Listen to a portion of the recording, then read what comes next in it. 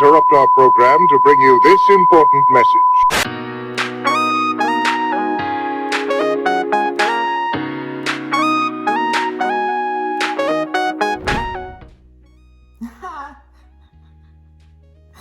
Excuse that weird laugh. I'm just once you've watched yourself so many times in recordings, you notice the weird shit you do. And this is one of them. Every time I'm about to record, I go, all right. So yeah, that's something I'm picking up on. Bringing you guys together for this conversation that I'm hoping I can get through, because my goodness, I have been struggling with getting shit done, but not really. I don't know if anyone has had that experience before where they're able to actually get the task completed, or eventually they get the task completed, but they feel like they're a bit dysfunctional in completing the task. That's what I feel like is happening with me. I'm just a little dysfunctional in completing the things that I need to complete. Yeah. And it's because my neurospicy is on a whole nother level right now. My ADHD is ADHDing. And I know that because I was speaking with my therapist and I was just telling her, and yes, I go to therapy, and I'm proud to say that I have been going to therapy for a while, and I feel like it's been very beneficial. Side note, but my therapist, she was telling me that when I have these moments of being dysregulated, that I should pair what I'm now you saw the intro. I'm gonna be right back. I'm gonna go elevate. I'll be stumbling a bit, but my therapist told me that I should pair something that I'm already gonna do with something that I need to do. So make breakfast. I'm already gonna do that. So something that I need to do is clean the dishes, right? That's just an example, but I've been trying that and I feel like it's going as good as it can go right now. But I'm also trying to just sit in the dysfunction of it and allow it to be dysfunctional, which feels really weird. I feel like I always have to be productive and efficiently productive. So yeah, I say all that to say that I've been trying to record for an episode, just yesterday. And I've just been struggling to make something that I feel is cohesive and is representative of actually what I want to say. So representative, I don't even know if that's the right word. Represents what I want to say. I don't know. Yeah, I just feel like it's not coming together like I want it to.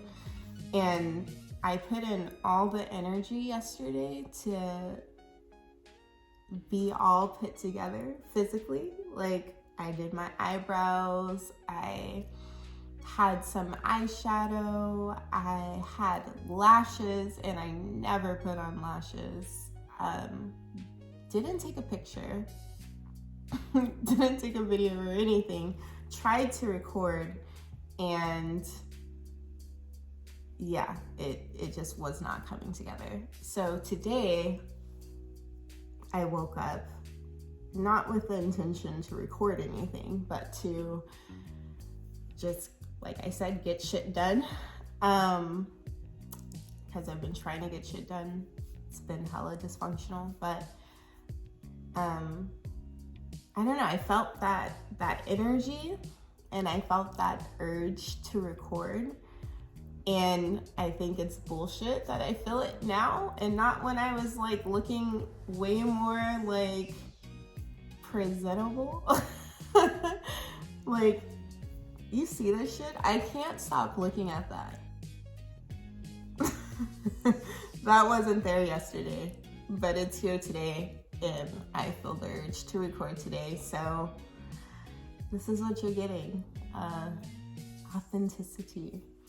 But that's not even the reason why I wanted to make this video. I wanted to make this video to expand more on some of the things that I've already covered in the podcast, in hopes that people will go check out those episodes, because I think they're progressing. I think I'm finding my groove, hopefully, and yeah, I'm finding some passion and fire behind it, so I'm just gonna keep going with what feels good, and this feels good, so yeah.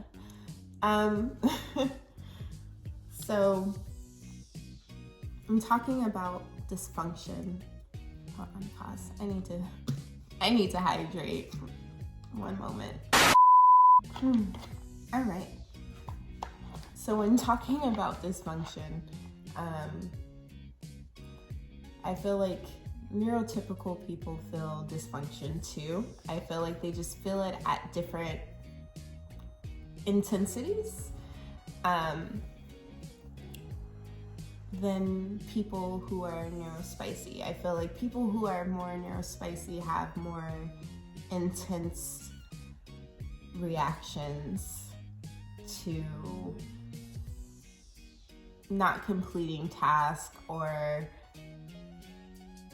not living up to a certain standard, and that certain standard is like the norm, like shit that everyone should be doing and should be able to do, like brush your teeth, like wash your face and showering, and those tasks are like very hard sometimes. And you know, for different people who are different kinds of neurospicy, it comes with its own intensity, and its own reasons as to why those tasks are hard.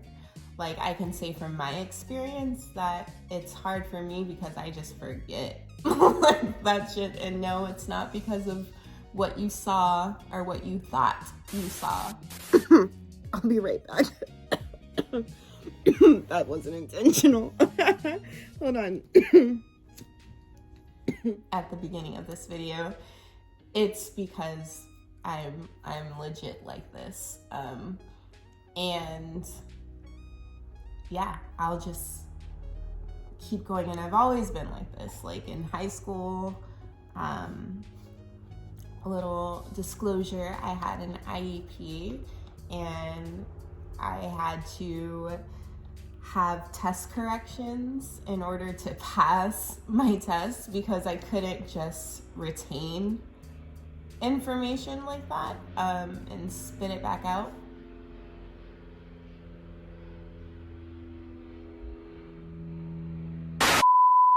Things are just noisy over here. I don't know how long that has been going on, the airplane noise, but a little disclosure, when I was in high school, I had an IEP, which is an individualized educational program. That's what that stands for, at least. That's what I remember it stands for. I might be wrong, but anyway, I had that.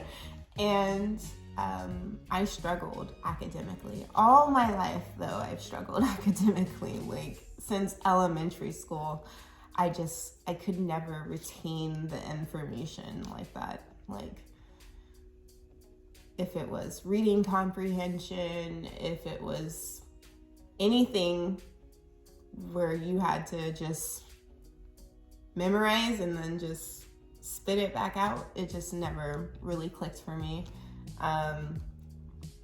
And yeah, I would have difficulty doing certain things. And I really, really struggled academically. So once I got to high school, things get a little bit harder. There's not a lot of leniency. I ended up having an IEP. I remember getting tested, and I think that was the first time I was ever tested, and I was like 14, and being like,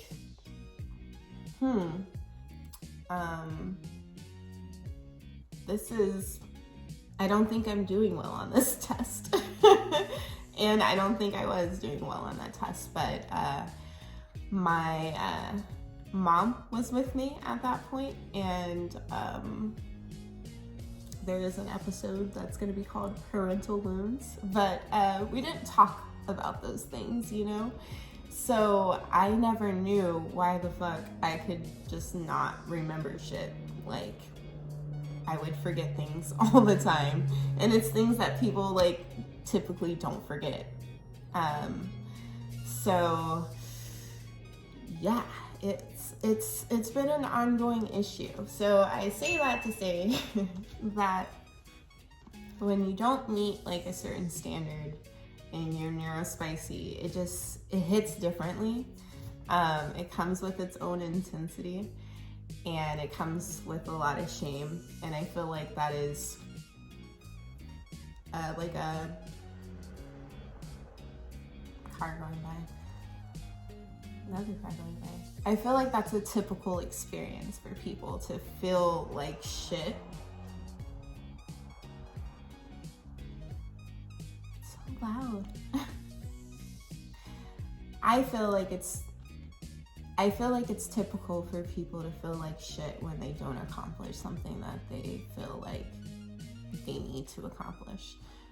So why not just get up on here and talk about that?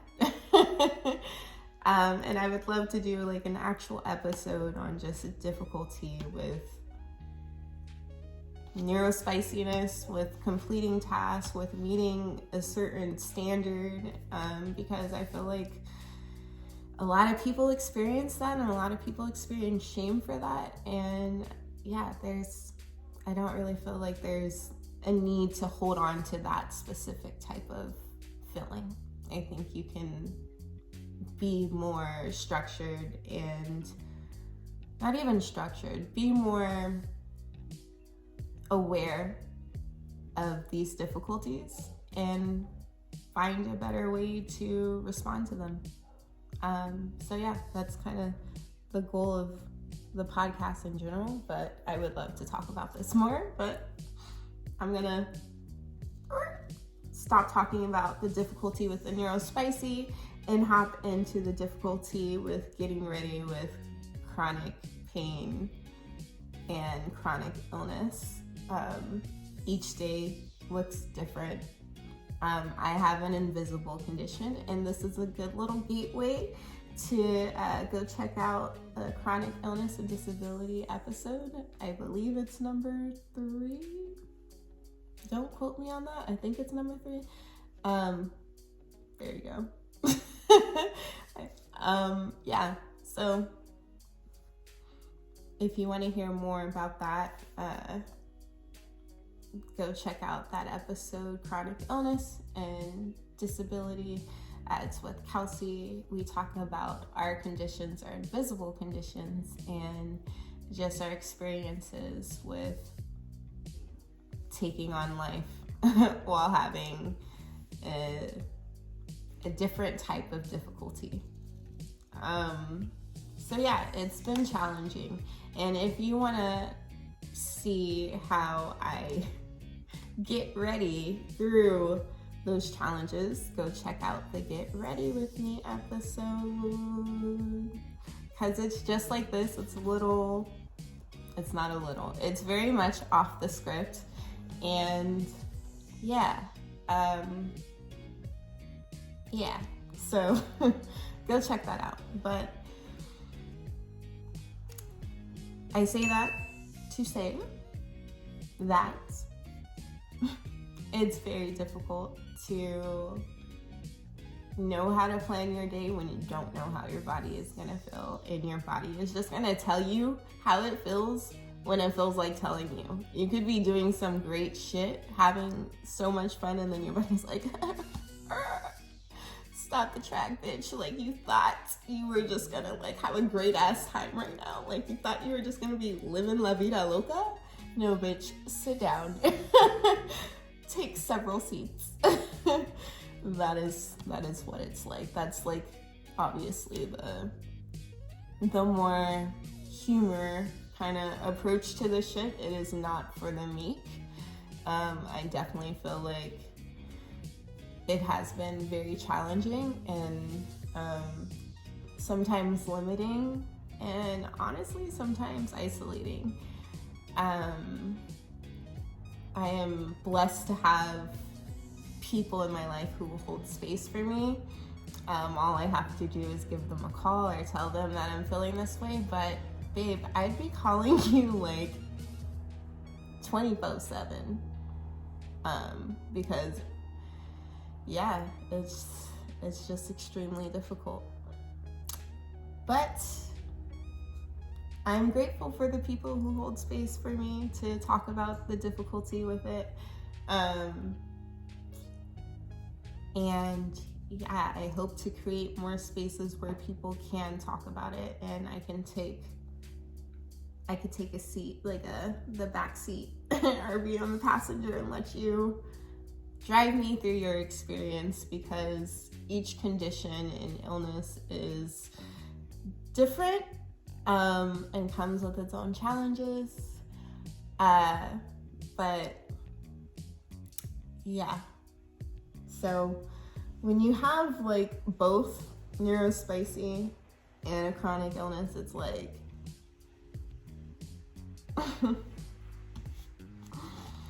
damn. Just damn. I'm gonna have to figure out a way to get through this. I have to power through this. Which brings me to my next point.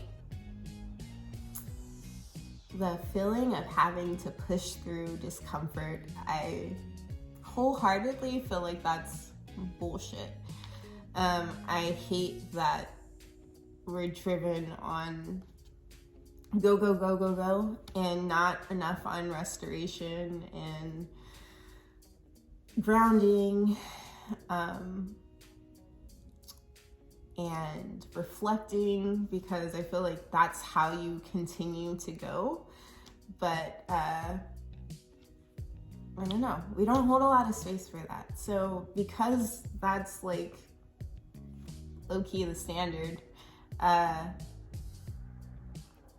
everyone feels like they have to meet that, and our society is built up that way so that it's extremely difficult for people who have neurospicy or chronic illness or any type of adversity to meet the same standard.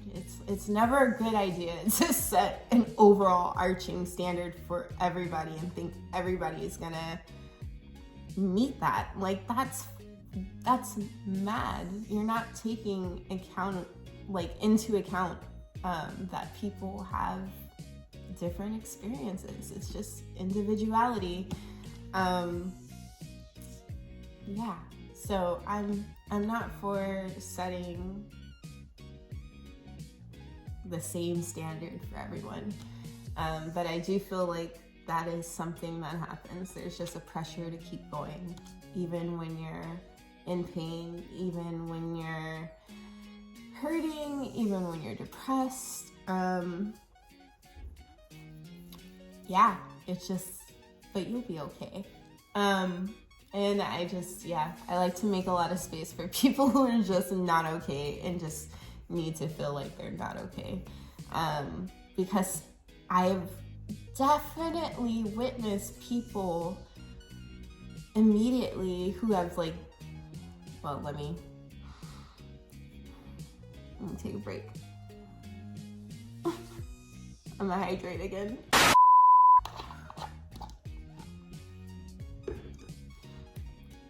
Okay, so I definitely have experienced people who have done the work to practice sitting with their discomfort and their pain and their anger and their frustration, and then find a way to get through that shit. I've witnessed people do that work, even people who haven't had like a lot of practice with doing that work. If you just allow people to feel what the fuck they're feeling in the moment that they're feeling it, man, they're gonna figure that shit out, you know, like they're gonna get through it. And if they don't know, you know, then engage in a conversation, ask them questions so that they feel more empowered to figure out that answer, because we are all very much capable of figuring out the solution. But it's fucking hard when you're just sitting in that shit, sitting in the discomfort, sitting in the pain, depression. You sometimes just can't see which way is out. It feels like a hole, and you're just, there's no ladder. It's like a well. You know how people's kids always end up at the bottom of those holes? Damn! I'm sorry. I know that's hella out of pocket and insensitive, but it's true. Those things did happen. So that's what it's like when you're depressed, when you're going through some shit. Like, it's like a well, a deep fucking well. And sometimes you can't see your way out. So it helps to have someone like kind of be like, hey, I see you. What's going on? Bring your little flashlight. Come see what's going on in people's wells, you know? Yeah, so for the people who aren't all right, I think it's okay to say that you're not doing okay. And I hope that you come across people who will empower you to feel like you can get through that hardship, or at least will be with you while you're trying to navigate through it. But yeah, you're more than capable. So when we set those standards for people to meet, general standards for everybody to meet, to push through the discomfort and not allow people to talk about their pain, I think that it creates this very much a hush culture. Like, we don't see that. And yeah, I think that that's, you know, just not a great way to go about things, because you learn a lot through your pain. You learn a lot through your trials. So why not talk about them? And why not allow people to express how they're feeling while they're going through it, and see the beauty in how they can transform and move in a way that is more aligned with what they need and what the solution may be for them. So yeah, I'm gonna hop off of that soapbox and go into the episode that I really enjoyed doing with my homies. And I've enjoyed hosting every episode so far. I feel like it's getting a nice progression, and I hope I can keep it going.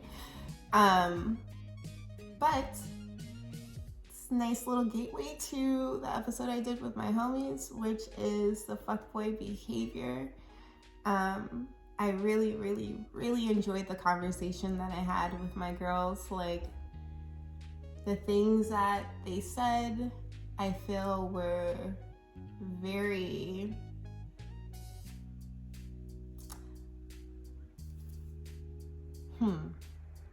what's the word? I feel like the things that they said were a direct reflection of the work they've done and the work they're willing to do. And yeah, because in that conversation, here's a little inside peek, to that episode, which I really, really, really, really, really think you guys should check out.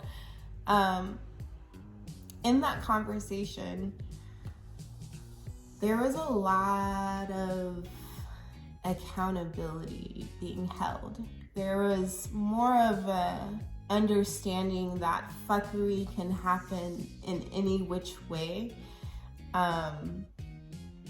and not trying to just shift blame to one person, because we all have our parts to play in some of the dysfunction. Not all the time, though. And that's what I wanted to talk about in this little segment, if you will, is that I really enjoyed the accountability, and I agree that there is definitely a role that we could play differently if you're engaging in a fuckery relationship. And I say fuckery relationship because fuckboy mentality does not just belong to guys. It's legit, anyone can be on some fuck shit. Whether that's intentionally or unintentionally. But yeah. So there's a role that everyone plays, right? And at some point, you know, you can recognize patterns and you can walk away from those dynamics. But sometimes, just sometimes, like my good girl, that sounds weird. Like my good homie, Davina said, some people are just not willing to do the work. And those kind of people, those are the kind of people you definitely want to catch on to their patterns and eventually walk away. Because I have been in dynamics where there was fuckery given, and I mean just like mistreatment, plain disrespect, mistreatment. I've been in some dynamics like that, and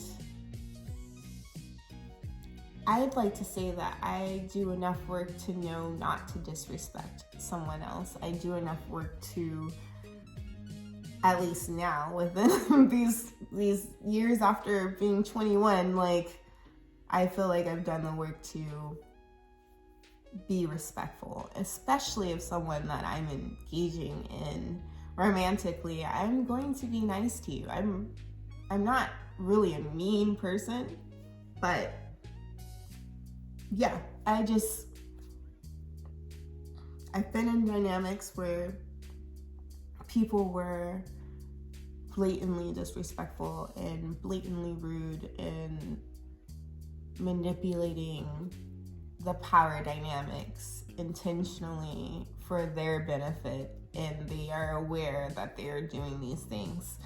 And I think that deserves its own little moment, because there are just some people, like Davina said, that aren't willing to do the work, and those kind of people can create so much harm.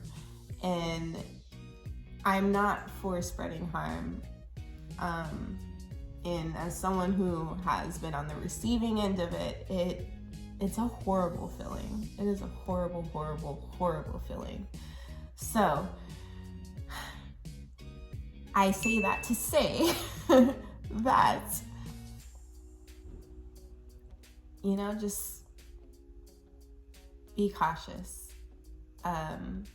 We talked a lot about meditating and knowing yourself and journaling and doing those things again to know yourself better, so you know what you need out of a dynamic, which is actually very, very, very true and very important.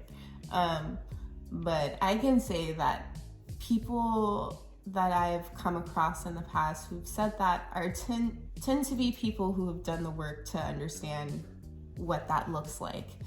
And as someone who has experienced all forms of abuse, I can say that knowing your worth and knowing yourself is complex, and it's a rocky road to get there. But it really is taking the time to yourselves and reflecting and journaling and going to therapy and having trust in yourself that you can get to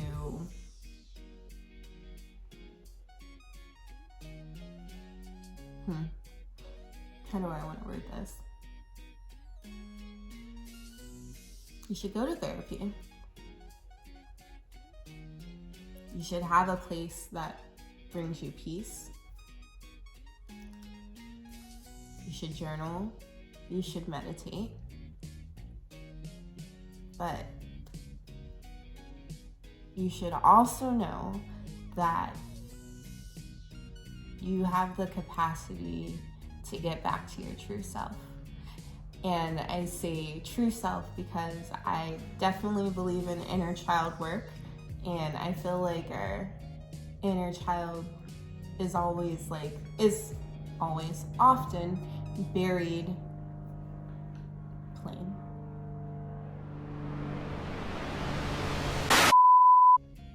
Okay, so you should go to therapy. You should find a place that brings you peace. You should journal. You should meditate. And most importantly, I feel like you should trust that you have the capacity to go back to your truer self, your authentic self. And when I say that, I'm talking about your inner child. And I'm a person who believes in inner child work. I believe that children are very, very smart. And I feel like as we age, society and certain standards can present different challenges for us, and we get further and further disconnected from our authentic self. I think our authentic selves, our inner child, is the part that should not be silenced, and we should do some work to try to understand that younger self, because we had beautiful dreams and also great thought processes. Like, kids are smart. And yeah, they're like little tiny adults, but without all of the bullshit that just like can squish all of those dreams. There's a way to live those dreams in a way that is like, attainable. So I feel like when you experience intentional harm,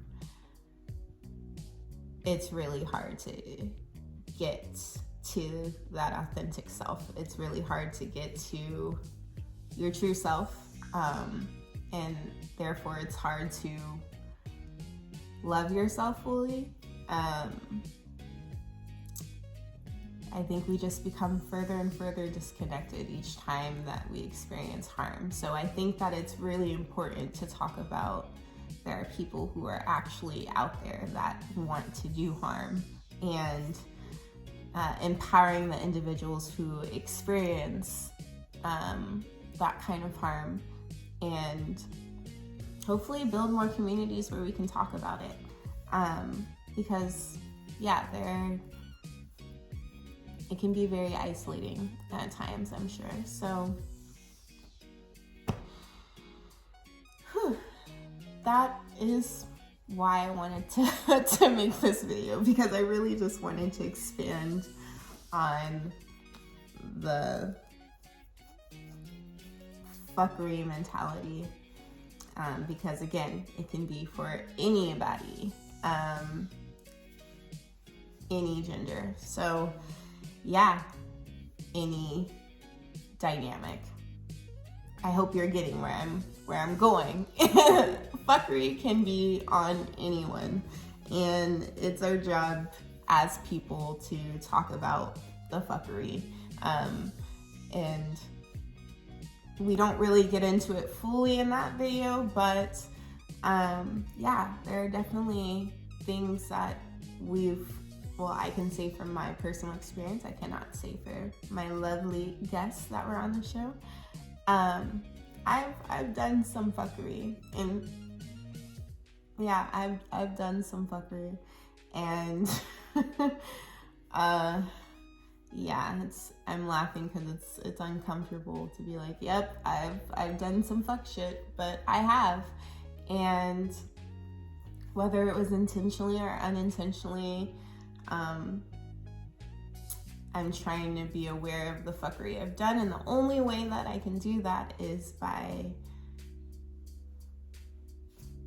reevaluating choices and reevaluating dynamics, and seeing with compassion, meeting myself with compassion, and trying to find ways to come up with a better solution. So that is really what all of this is about.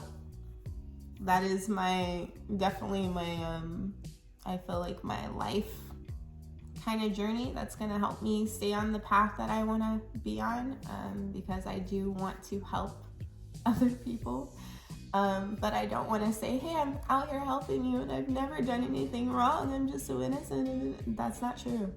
I'm still working through that shit. So yeah, I just want to provide a lot of space for learning through imperfections, and learning that there are multiple ways of being on this planet. And not to sound all witchy woo woo, but there really are like multiple ways to be up on this bitch. And like, why not be up on this bitch and be about some shit that's actually like gonna be for the benefit of other people? So that's what I'm gonna explore on this podcast. And I hope it takes me into some really dope unconventional spaces for healing and for love and for compassion, because we need to see more of that. All right, I'm pretty sure the food that I was making is now done. Hopefully it's not burnt. But thank you guys for joining today. I'm your host, Unconventionally Black, UB for short, and we drop every episode on Fridays at 1 p.m. That is Pacific Standard Time. So please, please, please, if you want to stay up on what this is about, then please like, comment, subscribe, hit the bell notification, and you'll stay updated on all of this. All right. Thank you guys for tuning in. I hope you have a wonderful day.